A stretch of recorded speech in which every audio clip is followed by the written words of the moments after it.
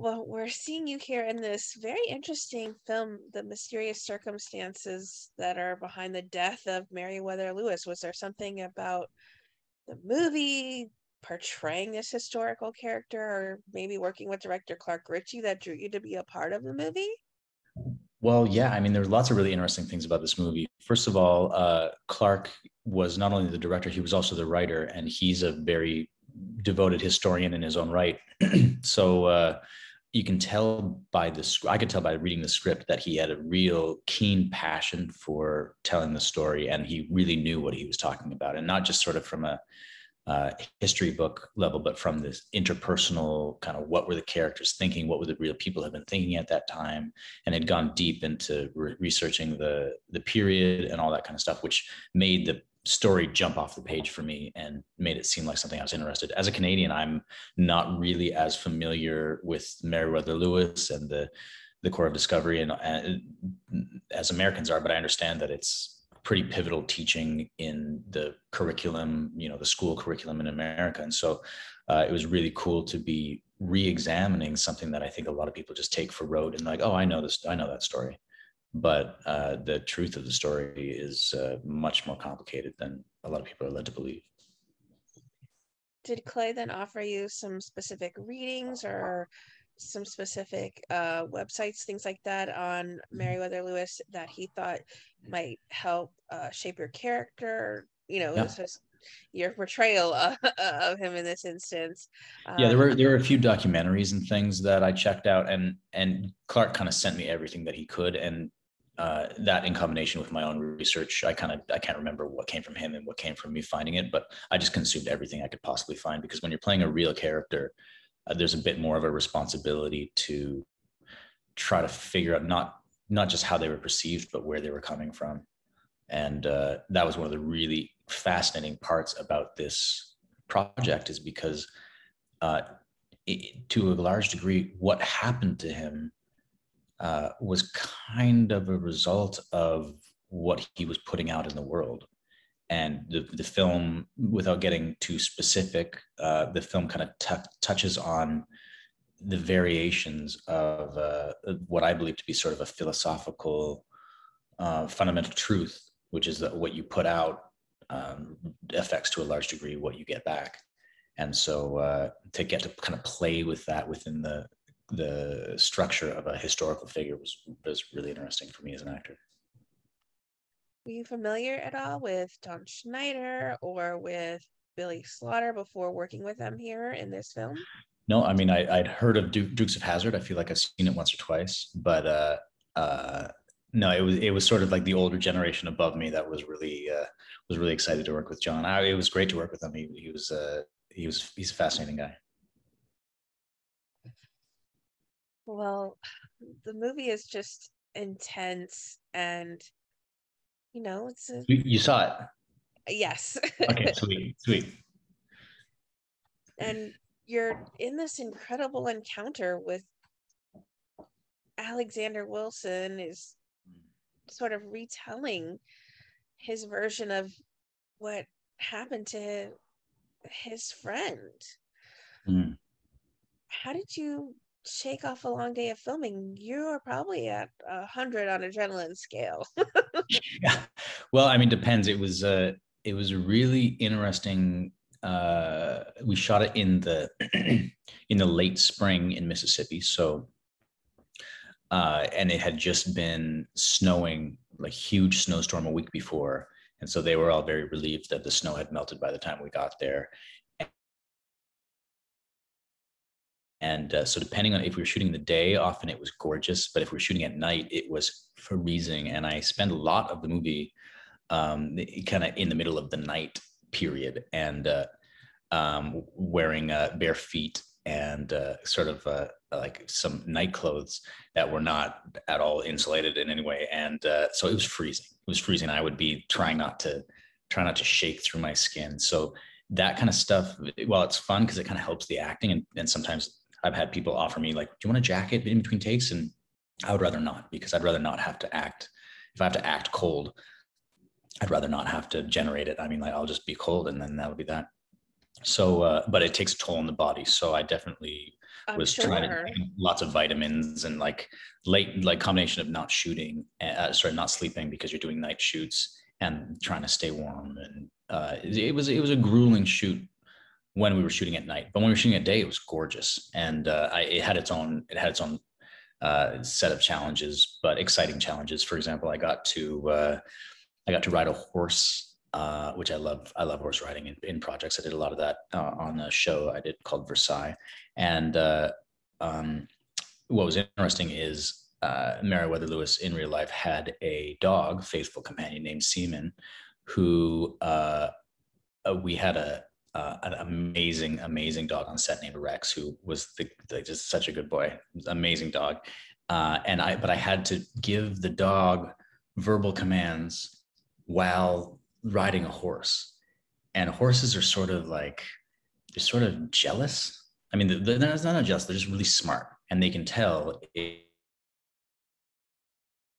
if you're not really, like, if your attention is split, if your focus is split, the horse is not going to do what you say. The horse is like, it can feel you through the back. And it's like, you're not paying attention to me. You're focused somewhere else. So I'm going to go over here. So like I could either control the horse or I could command the dog, but it's really hard to do both at the same time. So I was sort of trying to flip back and forth and trying to make sure I didn't run over the dog. And also in the movie, I had to call the dog by the character name of the dog, which is Seaman. But in real life, the dog's name was Rex. And so it didn't really respond to when I was giving him like, Seaman, come on. So it was, yeah, it was like a traffic jam. I'm glad it all worked out in the end. Well, they do say never work with animals and kids, so Yeah. you Yeah. had double the jinx. Yeah. Never worked with animals, plural. I feel like animal, I could work with animal. I like working with one animal, but it was definitely a challenge. And then to act on top of that and remember lines and hit your mark on a horse, where they're like, hey, come, like, stop the horse at this point. I'm like, Yeah. okay, we'll see. We'll see. We'll see exactly. That's great in theory, but we'll see what happens. Yeah. Were those then some of your most memorable moments from filming, or maybe some of your favorite scenes to shoot, Mm, regardless of the difficulties they propose? honestly, like one of the most memorable parts of shooting Mysterious Circumstance for me was getting to shoot out in Mississippi. We were out in Baldwin, Mississippi, which is a pretty small town outside of Tupelo, which is the birthplace of Elvis. And well, I got to go see Elvis's birth home, which was like 5 feet by 5 feet, tiny little. Anyway, I loved shooting in small town Mississippi. It was such a wonderful cultural exercise. People were so lovely. The whole sort of like Southern hospitality thing.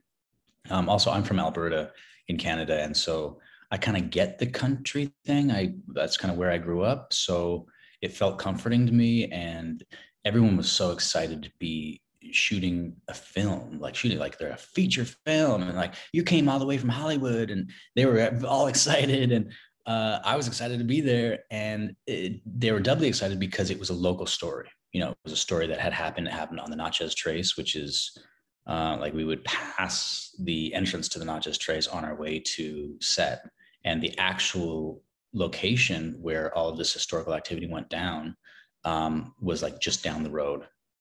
Like, so I think it was like 35 minutes away.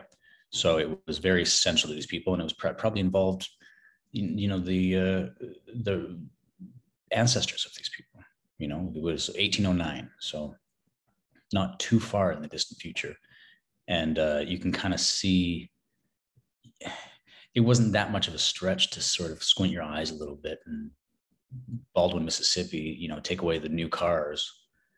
But if you look at the right angle, it could be 1809. Like it was, it's almost like a time capsule of a spot. So, and that's, I think in this modern world, it's Yeah, really charming thing to encounter. beautifully shot as well too. The Mm, cinematography is very nice, so you do feel yeah, very 1809 along with everything that yeah, you're watching. I mean,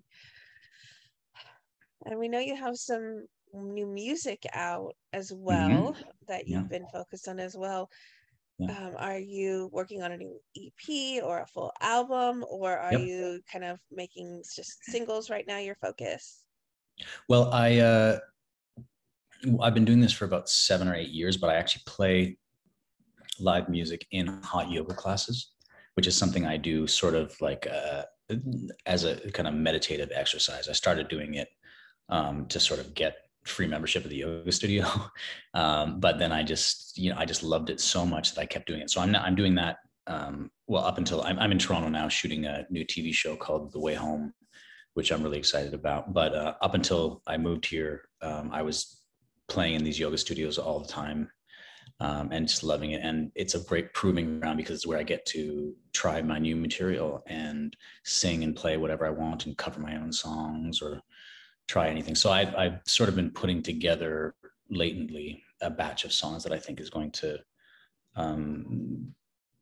comprise most of my next record. I don't know whether I'm going to do singles first or a record, but that's all up in the air while I'm here in the middle of shooting. So, but definitely there's more music coming. There's always more music coming. It's how I make sense of my life is through music. So any fans of Bright World out there, happy to say that there's more music coming, and I'm thrilled that people care. I get nice messages all the time.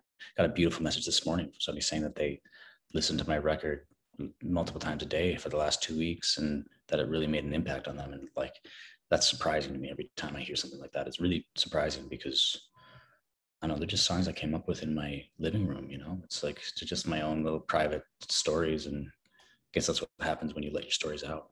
Right. I mean, people find it cathartic as well, along with you. And find their own story in it, which is so Exactly. cool. I love that about music. It's like it belongs to them now. I mean, you start with your idea of what it, and then they incorporate theirs, and so it's this beautiful mesh of what you both find healing or maybe empowering, depending on the song within it. It's very cathartic for both parties when you get to hear music that touches you. Yeah, and it becomes greater than the sum of its parts too. Like some people take it in a way that I couldn't even have imagined it would be, and that's something special for them. Well Like said. so many of the Beatles songs that I love, like who knows what those songs are about? It changes on the day, depends on how I feel when I'm listening to them. Right.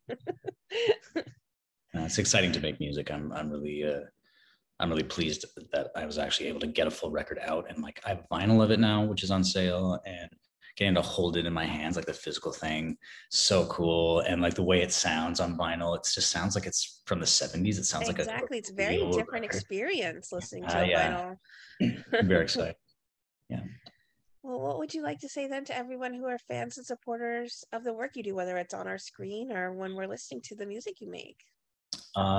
Just thank you from the bottom of my heart, because like without people to without an audience, a performance is just insanity. You know, it's just insane. So thank you for keeping me from being insane. And there will be more. And I'm really excited about this new show. It's called The Way Home, and it's about time travel. And it's on Hallmark, and Ooh. it's a uh, complete turn for Hallmark. You've never seen anything like this on Hallmark. They're doing like it's way outside of the box for them, and but it's also just such a heartwarming and just truly beautiful story that's very complex. And I'm thrilled to be part of it. I'm really excited because we just started. So, but the cast is great. It's with Andy McDowell and Kyler Lee and some other great Canadian actors. And so I'll be here for a while. I'll be here shooting this one for a while. So that and some more music coming out soon. And Blonde is coming out. I'm just going to rattle off all the things. Good. Blonde is coming out, which is for Netflix, and it's a movie about Marilyn Monroe. Yeah. And it is probably the most how do you even describe it? Uh,